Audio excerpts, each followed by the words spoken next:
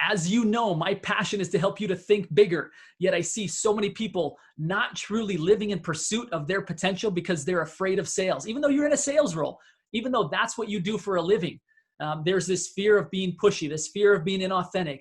And as a result, you're actually not closing the number of sales and serving the number of people that you could and should because of your passion for helping people. And so today's episode is actually going to help you to overcome that. It's going to help you get out of your own way, give you some very subtle language. It's going to change things in your brain and in the brain of those that you're serving. It's going to be game changing for you. I can't wait for you to listen to this episode with Paul Ross. Know this, that he put the entire copy of his book for me to put up in the Think Bigger Real Estate group. So again, if you like anything about this episode, his book is free. It's going to be free for you to go to the Think Bigger Real Estate group and grab that book and start reading it. It's going to change everything about sales for you. It's going to put you back in pursuit of your potential. I can't wait for you to listen to it. Welcome back to the Think Bigger Real Estate Show. I am your host, Justin Stoddart, and today we're going to help you be better at sales. The reality is you're in a sales role. I know sometimes people don't like to admit that. They don't like to talk about it. Oh, I'm in a service industry. The reality is any business, not just your business, is no business if it doesn't actually sell. Now, I know for many of us that are in service-based industries, selling is difficult. And we have a hard time kind of stepping into that role of closing, of all those intricacies of selling. I have with me today a guest who specializes in the art of subtle sales language. His name's Paul Ross. He's an author. He's got a fabulous following. I'm excited to have you here on the show today and to, again, help this audience, Paul, get into your mind about how they can be better at sales while still being genuine and authentic to this kind of servant-based person that they are. I appreciate you being here. Yeah, thank you. Great to be here. And thank you as you're listening to me for finding yourself giving me a special kind of focus and attention in such a way where you can stop and conclude, wow, a really great learning is about to take place. So as that's happening, let me start with my major teaching. The first teaching is you are not selling real estate. You're not selling financial services ever. What you're really selling are decisions and good feelings about decisions. You're not a salesperson. You're a decision service technician. And the reason for that anymore is that people just don't know how to make good decisions. See, we've all been taught this meme, this trope that people have to know, like, and trust us. Well, it's not that that's no longer true. That's no longer complete. Now people have to trust themselves. Nowadays, people don't trust that they're making a good decision. They may not trust it because they made poor decisions in the past. You remember the real estate crash of 2008? That used to be a good decision, real estate. Now people still aren't so sure. It may be that they're distracted. One of your biggest challenges to making a sale is not your competition. It's that your prospects simply can't focus the way they used to. You're a young man. You look to be like 38. Close, right 40. Yep, I'm 40? coming up on 41 this month. Well, congratulations. Appreciate it. Okay, so maybe you remember when YouTube first got going and the ads were 2 minutes long. Do you remember that? I sure do. Now the ads are 15 seconds, and you're lucky if you get people to watch for 15 seconds. So people don't trust themselves. They don't have the focus that they used to. And here's the other thing. I call it the dumbed down, wizened up paradox. Your prospects are dumbed down. They're dumbed down by all the overwhelming input. Facebook Instant Messenger, Twitter, TikTok, Tinder, not that I know anything about Tinder. And so you see, they're overwhelmed by all that input and they cannot focus. On the other hand, they're more sophisticated. Why are they more sophisticated? Because they've heard all your stuff before. They've heard the yes ladders. They've heard the tag questions. They've heard the, so would you like to get going right now? Or do you think that you need maybe 10 more minutes to decide to sign the contract? Do you understand? They've heard it all before. It's stale. And a tactic identified is a tactic destroyed. So we need something new. We need to really focus on a crazy, whacked out way of looking at selling that I would like to present today during the course of this podcast. Well, Paul, I'm excited to hear that. I mean, I think what you're saying is resonating with anybody. And I agree that because sales has permeated our society, consumers are very sensitive to when they feel that someone's going into a traditional sales tactic. and trust is lost. And it's really interesting also what you said about how there is this need to really kind of lead people to be able to trust themselves and make the buying decision. I couldn't agree more. I believe that sales at its highest form is leadership. I'm excited to get into this topic. Exactly. I know you've spoken about how there's 4 subtle words to really establish kind of unbreakable trust in 60 seconds. Will you share with us? That sounds like a whacked out claim. I'm going to give you those words, but first I'm going to explain the concept behind it. Please. And the concept behind it is, first of all, I'm a hypnotist. I've been doing hypnosis for 30 years. No kidding. Yep. Now, here's the thing. Most decisions are made on the unconscious level.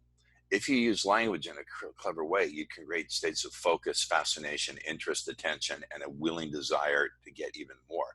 I use some pretty vague language at the beginning of this broadcast. You probably don't even remember what I said, do you?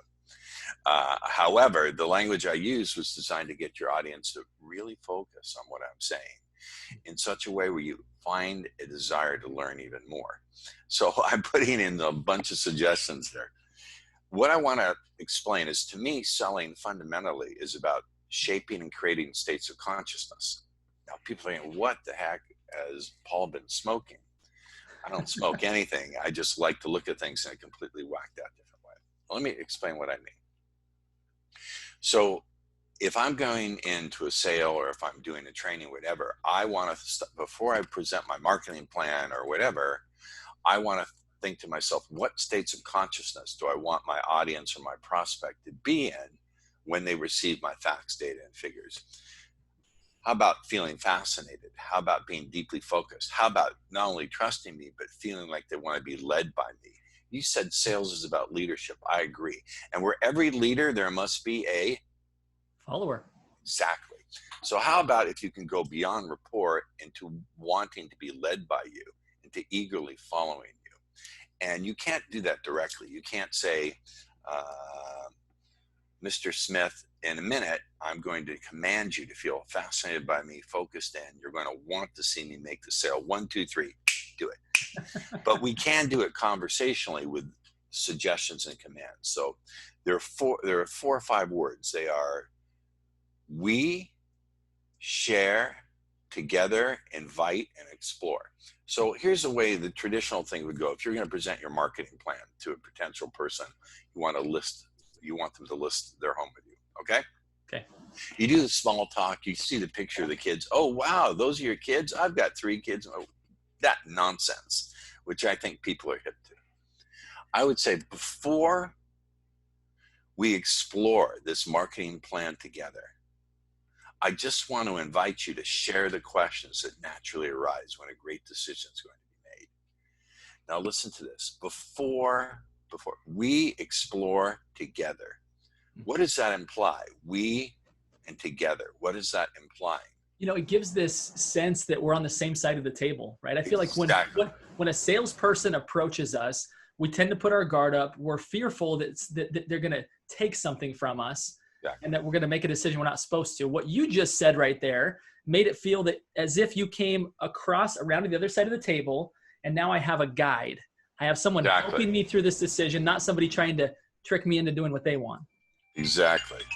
I put my phone on Do Not Disturb. I don't know why it's ringing. Forgive me. Yes, that's exactly correct. And also explore. What does an exploration imply? Is that we don't know yet what's best for you. It's like we're going to figure this out together. There's some unknown. Exactly. And then there's another. I invite you. What does it mean? So before we explore this marketing plan together, I invite you. Do we invite people who we don't have some sort of relationship with, or who are not forming one, to do anything? No. And you know what else it triggers is that you're somewhere and you're going to help bring me to somewhere else. Right? Exactly. And then the final little, what I call these implied relationship words. This is just a sliver of what's in my book, Subtle Words and Song. So good. I know. The final thing is, did I say I invite you to ask the questions? No, I said, I invite you to share the questions. That's right. You said share. Okay. That's right. What's the difference between asking questions and sharing questions? Again, I feel like there's this sense in this tone of we're on the same team. Exactly. There's a relationship. We're connected. you share stuff with people that you care about. You share stuff with people that you Exactly. care. And then I did I did something even more wickedly clever. It's an advanced technique. I said, I invite you to share the questions that naturally arise. And then I said, when a great decision is being made. I didn't say when a great decision to list with me is being made, or when a great decision to accept this offer is being made. I said a great decision is being made. You see, one of the other principles I teach is whatever you can get your prospect to imagine for themselves will be perceived by them as being their own thought. Therefore, they will not resist it. So one of the great ways to do that is to be vague, ambiguous. So when I say a great decision is going to be made, or a great decision is being made, I didn't say what that great decision is. I didn't say who's making the great decision. I didn't say when or how. It's so vague that the conscious mind switches off and the unconscious mind turns on and begins in the background as you're talking together for the rest of the thing to begin to work on the idea that, yeah, moving forward is the great decision.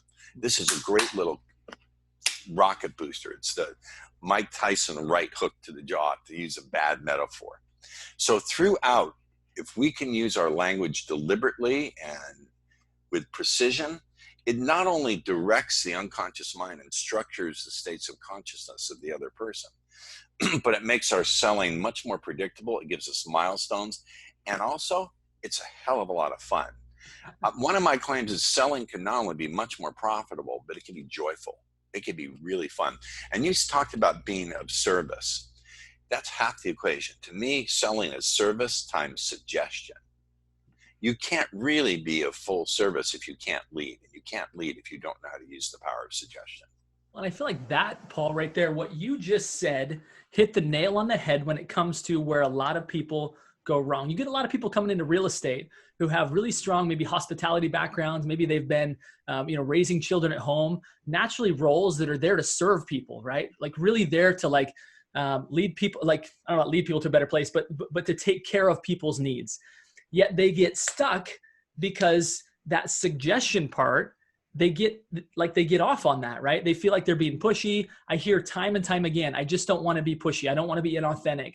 I don't want to be a pushy salesman. Wow, And I think you need to be inauthentic every day. Let me unpack that. Because for most, I used to be a dating coach. That's my background, one of my backgrounds.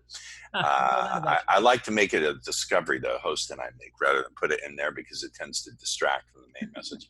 But one of the things I heard from guys who just couldn't talk to women is, well, I just want to be myself. I want to be myself. Well, part of being yourself, often what that means is don't make me go outside my comfort zone. I only want to do what I feel comfortable with. Right? When you were a baby, yourself pooped your diapers. Why don't you go back to being your authentic self? So I think the name of the game is not authentic or inauthentic. The name of the game is choice. Can you take on new behaviors that in the beginning feel awkward, but soon they become acquired skills and then they become naturally part of who you are? Any growth period into something that's a completely different paradigm, a huge leap, is going to require discomfort or I don't know if I would equate being uncomfortable with being inauthentic, but many people do. That's the mind trap. And I think one of the mistakes for realtors, my parents were realtors, and they were really good at getting people to like them, but they weren't particularly good at closing the sale because they were more tuned into being liked than they were in getting the job done. It's not to say you're out there to be ravenous or a shark, because you'll never get the big R. What is the big R that really helps us drive our business as realtors? relationships. That's good, but there's another R. Referrals. Yeah. Right. Okay. So when you structure people's consciousness in the right way, you can also seed in suggestions for being grateful and through reciprocity, wanting to send other people your way. This is really powerful stuff, and it's fun. This is really cool. I also work with mortgage loan officers and people all related to this business. And commonly what I get is, Paul, I didn't believe this stuff would work. It seems so bat bleep crazy. I won't swear in your show, but it is bat bleep crazy. It's really out there. They said, this seems so nuts that the first few times it worked, I almost burst out loud laughing. I had to bite my cheeks. So you will get sore cheeks from doing my stuff, because you will laugh the first few times. You know, you've got two other really powerful points that I want to be sure and hit. Before we do that, I want to be sure, just in case anybody has to leave at this point, give us the name of your book and tell us where they can go to learn more about you. And then we'll continue on with. Okay. The name of my book is Subtle Words That Sell. And the key to it is the subtitle: How to Get Your Prospects to Convince Themselves to Buy and Add Top Dollars to Your Bottom Line. That's the key. How do you get your prospects to convince themselves to buy? Now, I have a Facebook group, and it's got all sorts of people in professional sales, entrepreneurs, business owners. The advantage of joining now my group is that once a week I do live streams on the topics relating to selling, subtle selling, mindset. I know stuff about mindset that no one else does, because I had to coach guys who are absolute clueless, terrified nerds. So I know how to get people past no and to build a positive mindset in the face of terrible challenges. Well, you understand how the brain works. I mean, you were a hypnotist, for heaven's sake, right? I mean, this is a whole nother level that you're actually dealing with people's subconscious minds. Yep. So the way to get into that, and plus the other advantage, and then I'll give you the way to get in there, is we have people from different industries. And often it's the insight from someone from a different industry that can help you see something that you're too focused in, you're too myopic, to use a big word. So to join, just go to Speaker Paul Ross /group. Speaker Paul Ross /group. We're doing one today at 12 noon Pacific time. This is on Facebook, everybody, right? Yeah, on Facebook. Yeah, it's on how to turn rejection into money-making motivation. So that's the one today. And then I'm in there 2 or 3 times a week posting little tidbits, giving downloads. So it's a free way to get to know me, and I do it because what I'm proposing is so out there. I make such outrageous, wild claims. The only way someone's eventually going to be a client of mine if they see enough free stuff that they can go out and prove it to themselves. And then I figure they'll become a client eventually. I love it, Paul. Let's go to point number 3, right? You've talked about how to really kind of change the way this selling relationship environment, like how people are thinking, even the whole paradigm of you're helping them make a decision, right? You're selling themselves on making a decision. Talk to us about when you get objections, when people come back. I love objections. I was hoping you would say that. Okay, so first and foremost, understand that every objection is just a cry for help to make a better decision. This is the way I look at it. I love that. I never get. That's profound. Say that one more time. Every objection is just a cry for help to make a better decision. Boy, that's my attitude. Yeah. That attitude powers all the little techniques that I give. So I do this. I destroy objections through a hypnotic technique called the pattern interrupt. Here's the principle. People behave, think, feel, react in predictable patterns. If you interrupt that pattern, they become very suggestible, and you can lead them with some more suggestibility. Interrupting patterns creates suggestibility.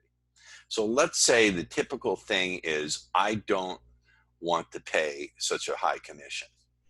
We hear that, do we not? We totally do. I'm going to destroy that objection and add to your bottom line right now by another 20-30% for free, just to show you what a good coach I am. Here we go. Well, Mr. Smith, with the right agent, you're not paying a commission. You're investing in skills. Ah, what a reframe. Maybe you can get lucky with the bargain basement choice, but do you really want to gamble with the most important asset of your life, your home? That's a great one, isn't it? Totally. Now that's interrupting the pattern by doing a meaning reframe. It's called a meaning reframe. I also call it compare and contrast. So they're saying, I don't want to pay a commission. What do they expect? I don't want to pay that high commission. Can you come down a little bit? They're expecting things like, well, Mr. Smith, I'm not the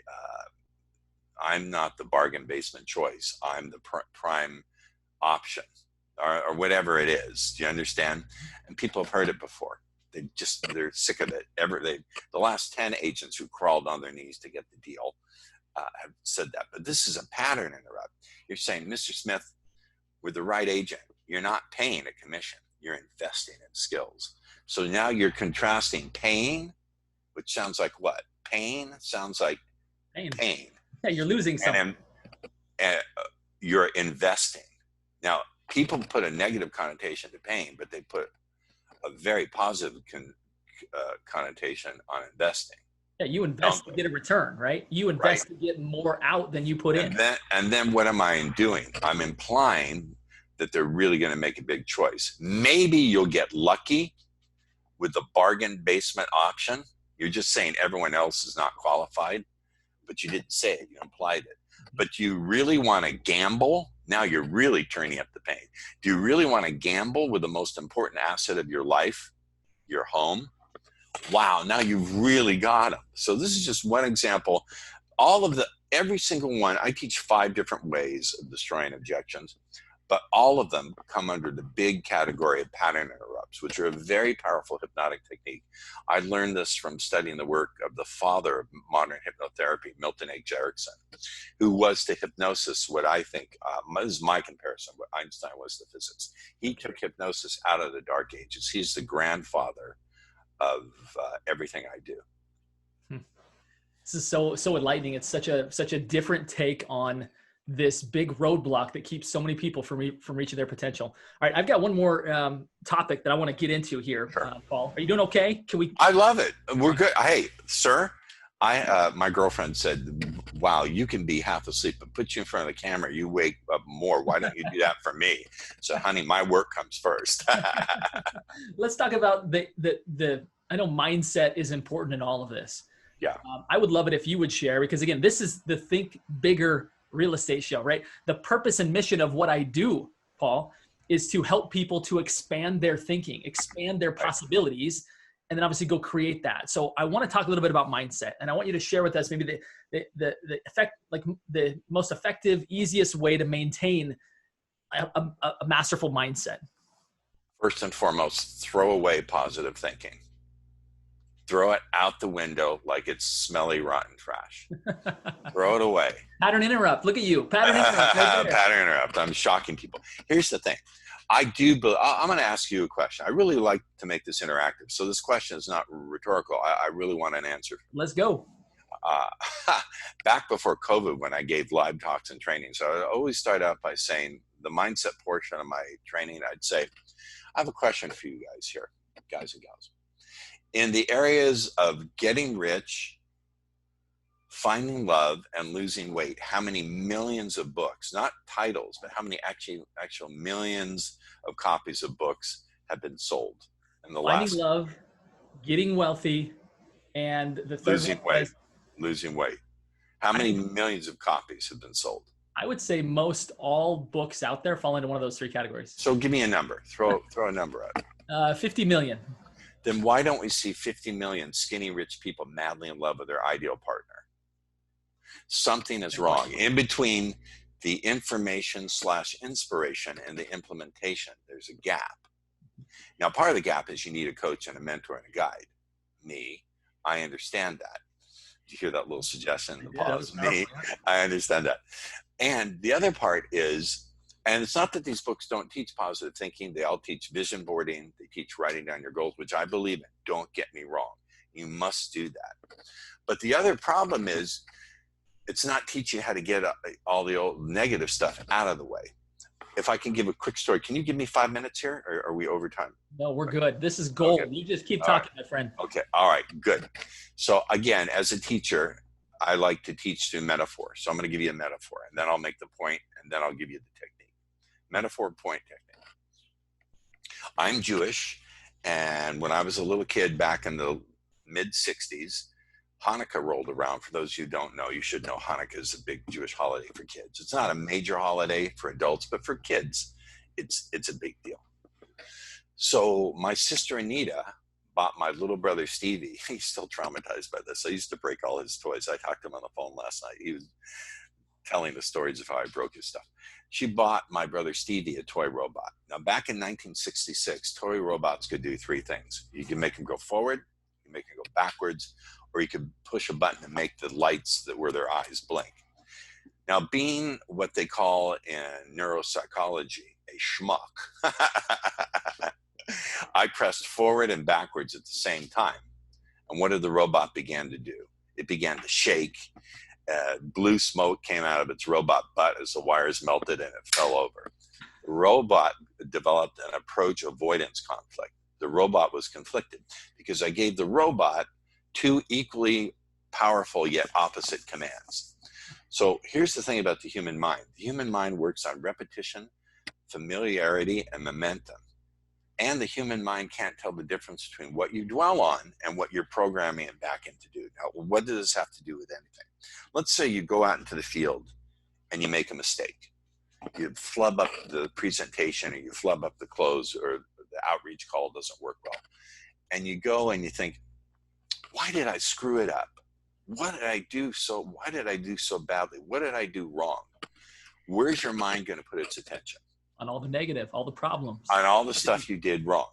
Now, back when I used to do my dating coaching, I'd say to the guys in the room, 100 guys in the room, how many of you have ever made a terrible mistake with a woman on a date? Every hand goes up. Now, keep your hand up if and only if you've dwelt on that mistake 100 times. Every hand stays up. How about 1,000 times? Half the hands stay up. So what we dwell on, we're not doing it. We're not dwelling on our mistakes because we're a thing called a self-sabotager, or we lack some mysterious liquid in our body called self-esteem, and we're 4 quarts low. We'll get, if I had the time, I'd destroy the self-esteem myth. I don't think there is any such thing. Self-esteem is just a set of interlocking skills that work together. In any case, so when you dwell on your mistakes, you're inadvertently programming them back in. So if you dwell on your mistakes, say 10,000 times, you've got 10,000 instances of your unconscious mind looking at that behavior and programming it back in. And then you've done 100 affirmations for the day. You're going to have, like that robot, a big internal conflict.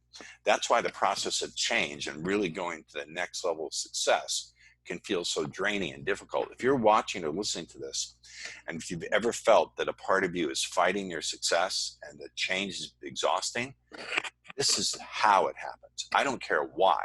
As a neurolinguistic programmer, that's also what I do. We look at process. I don't care why. It's not because your mom yelled at you when you're a kid. Maybe that happened. That's too bad. Sorry. I'm looking at what is the structure of how people sabotage their own success. And that's it. You're staring at your mistakes because you want to learn from them. So my unique claim to fame is you need a good learning strategy. It's not that you have a motivation problem or a confidence problem or a discipline problem. You've got a crappy learning strategy, my friend.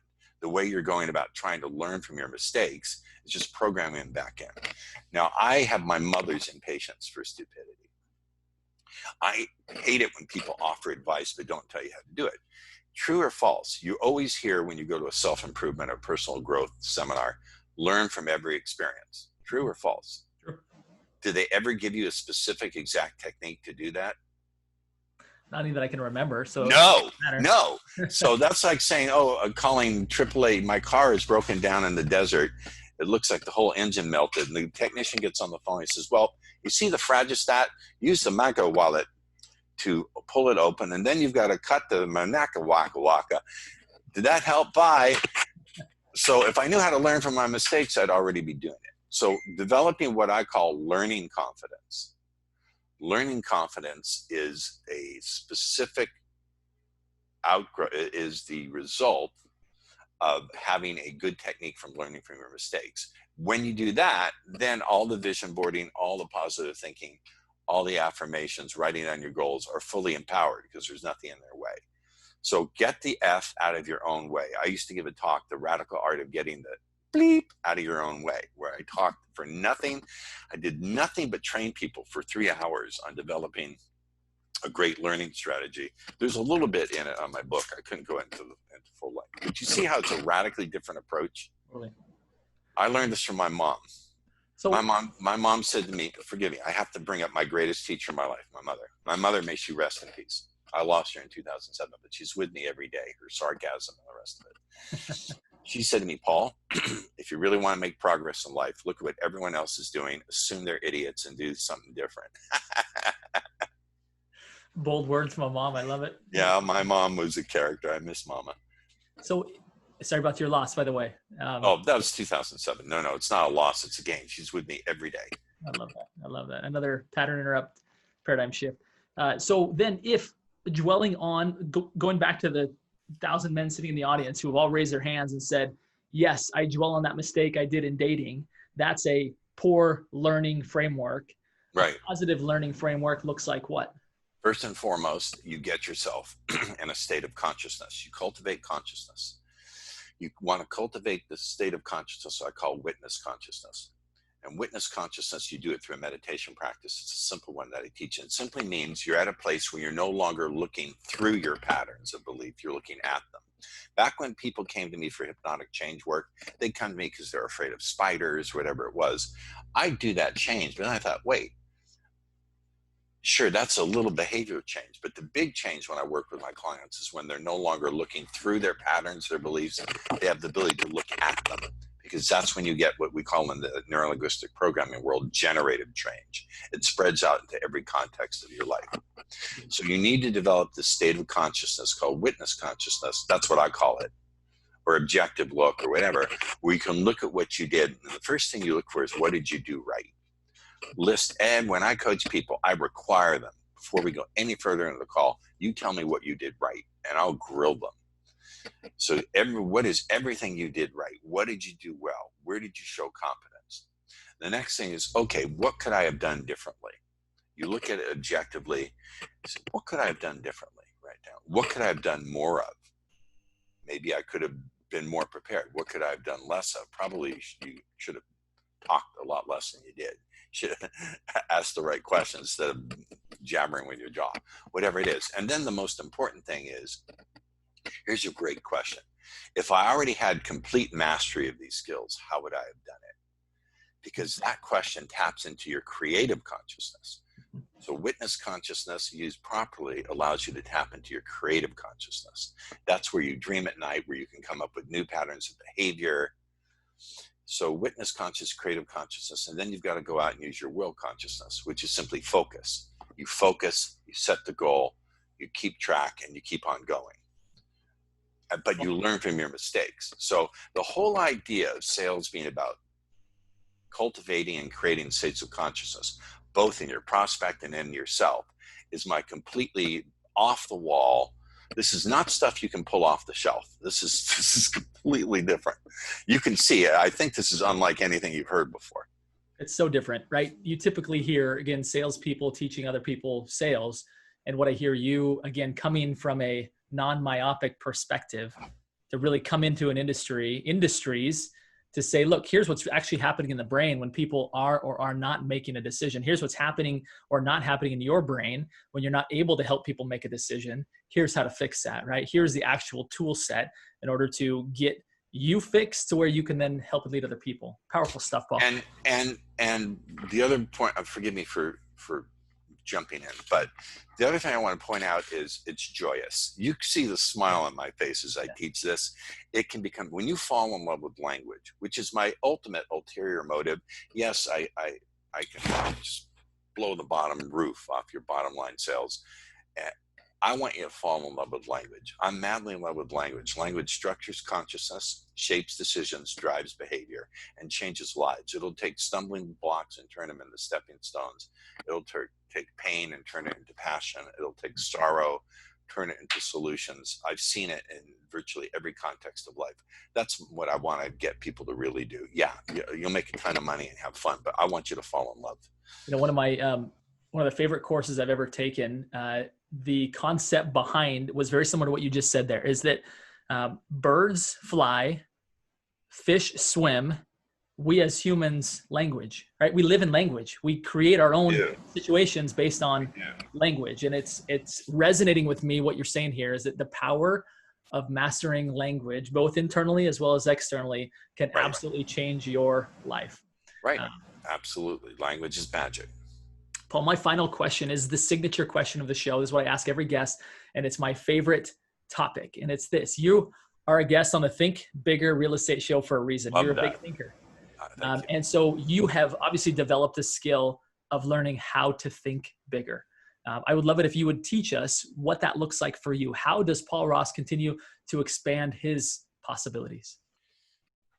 Pretty simply, I'm insatiably curious.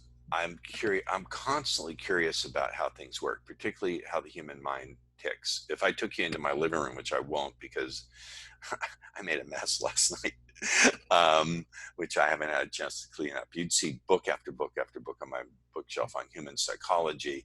So become insatiably curious and always look for answers. I'm going to circle around one more time to my mother. When I was a kid and I'd ask my mom a question, she'd say to me, look it up. And she'd gesture to the set of wall-to-wall encyclopedias. We had very little money, but pre-Google, everybody. This is we always had money for books. And my parents had a bookshelf, floor to ceiling, wall to wall, in their bedroom, and always had a set of encyclopedias. The encyclopedia salesman would come around twice a year with updates. I remember that. My mom would always scrape together the pennies.